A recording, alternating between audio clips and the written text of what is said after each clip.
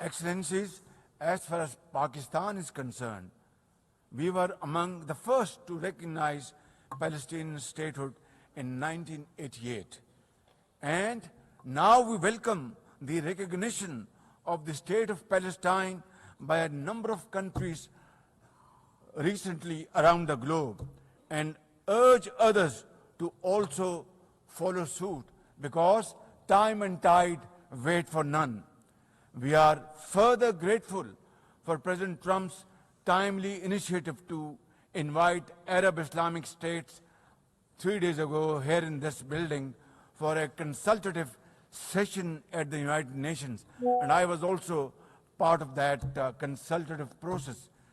And I think, and I hope and pray to God that it has rekindled hope for a ceasefire in the nearest future, for which the credit must again be attributed to President Trump for this peace initiative.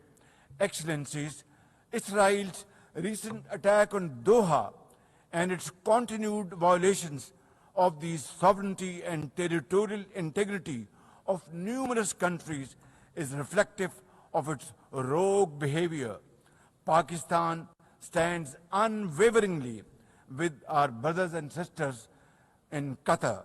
We also support all efforts for a peaceful resolution of the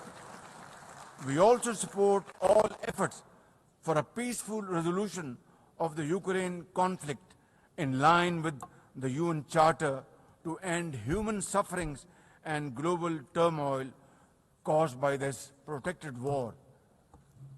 Madam President, Pakistan condemns terrorism in all its forms and manifestations.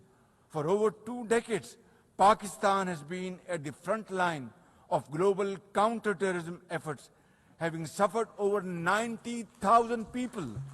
We lost 90,000 people of our country, babies, children, mothers, sisters, brothers, elderly people, doctors, engineers, and also suffered economic loss of $150 billion. Please tell me, put your hand on your heart, that what can be a bigger manifestation of our commitment to fight terrorism and erase it not only from the face of Pakistan, but from the face of this global world. And I believe a man killed in New York is a man killed in Lahore, a man killed in Islamabad is a man killed in London. It's a global village. So I think unless and until terrorism is defeated hands down, this world will not be a peaceful place to live. And for that, Pakistan's sacrifices are probably the biggest around the globe. It must be respected and appreciated, because we are a bulwark. Had these terrorists not been encountered by us, they would have been roaming on the streets of New York and London and God knows Far East. So I think this is our humble contribution, not only for the people of Pakistan, but the people all over the world.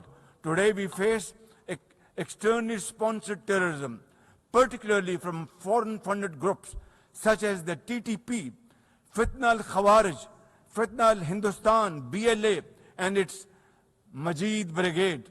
Operating from Afghan soil, these groups are responsible for some of the most heinous attacks inside Pakistan, including the dastardly Jafar Express train incident earlier this year, the train was hijacked, were kept for days and weeks, and mercifully, by Allah Almighty's grace, our armed forces and law enforcing agencies were able to recover them. Now, as an immediate neighbor and a brotherly country of Afghanistan, Pakistan has a direct stake in a peaceful Afghanistan.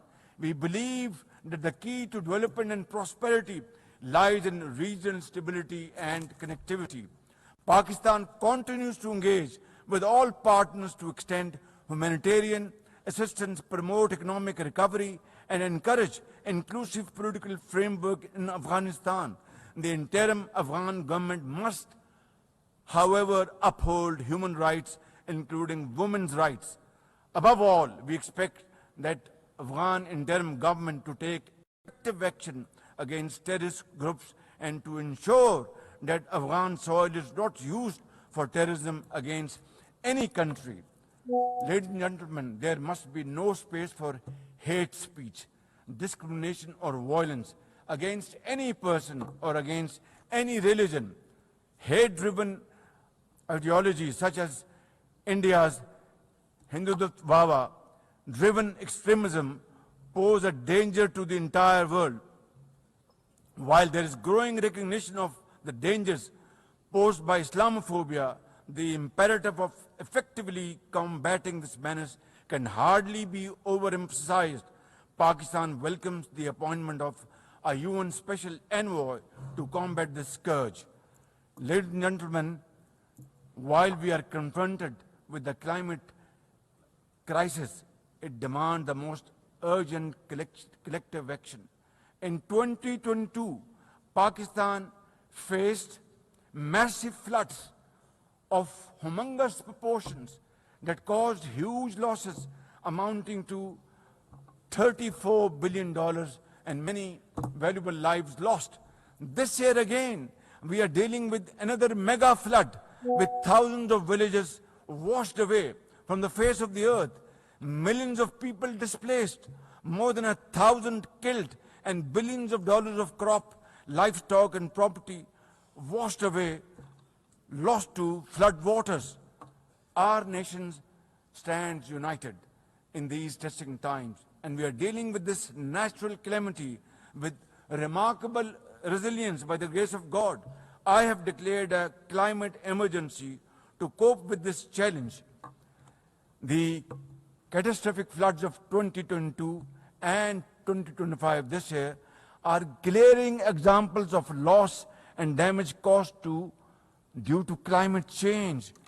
Pakistan, to the contrary, my honorable guests in this hall and through the cameras around the globe, Pakistan contributes less than 1% of global emissions annually, yet it continues to face the relentless brunt and muddy waves of climate change. And then we are told to borrow loans and add on to our debt, huge debt pillars we have over the period of time. This is not fairness. This is not equality. This is not justice. This is not fair play. How can you expect a country which is a developing country facing humongous flood challenges every year due to climate change and no fault of ours, and yet we are told to borrow more loans?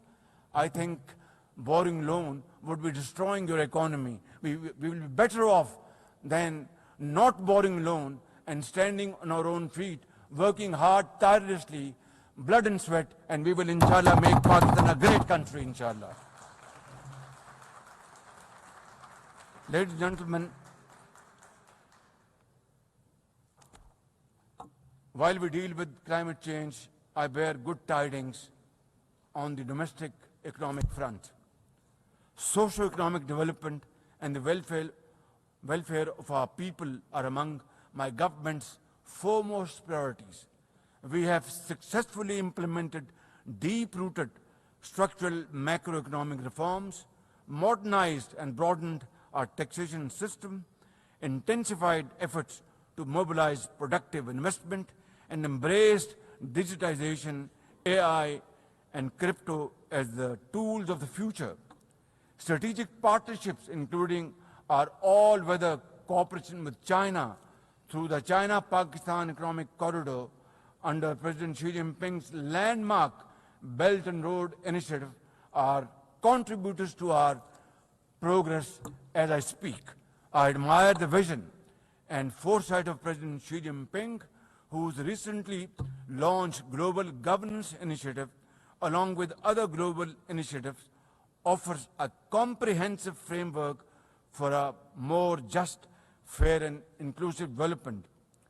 Excellencies, as a non-permanent member of the UN Security Council, Pakistan is playing its constructive role in conflict prevention.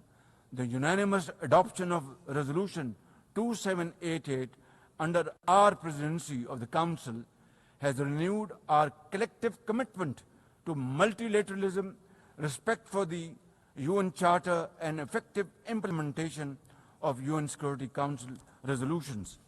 Excellencies, at the end, let me assure you that Pakistan will always stand for peace, justice, and development, for a revitalized United Nations, and for cooperative and multilateralism that is fair and inclusive and delivers for all.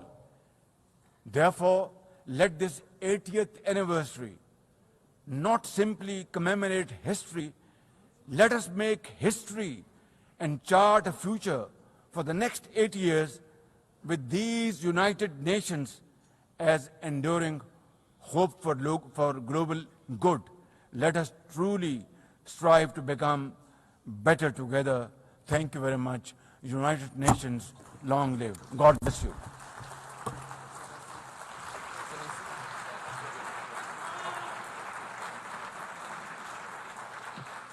On behalf of the